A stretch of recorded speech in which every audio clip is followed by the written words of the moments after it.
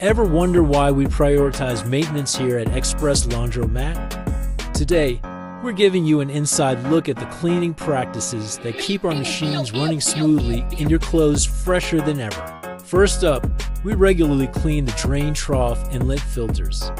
Keeping these areas clear is essential for the safety and efficiency of our machines. A clean drain trough reduces the risk of clogs and water buildup, while clean lint filters prevent potential water hazards and ensure optimal drying times. Next, steam cleaning our washers and dryers. This deep cleaning process removes built-up residue, bacteria, and odors from each machine.